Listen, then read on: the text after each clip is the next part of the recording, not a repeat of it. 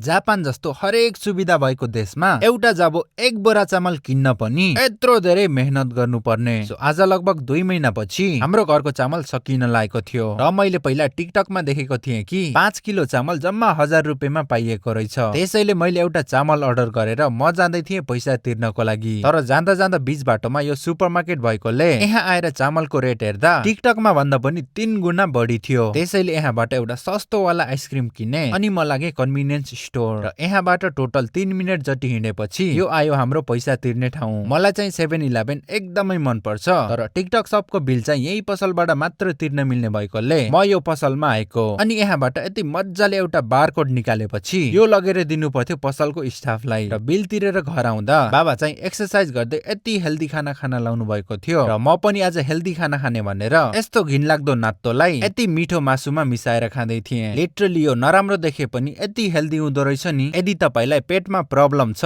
अनि तपाईले एभ्रीडे नात्तो खानु भयो भने केही दिनमै तपाईको प्रब्लम सबै ठीक हुन्छ। प्लिज मलाई फलो गर्नु होला, म सबैलाई फलो ब्याक दिनेछु।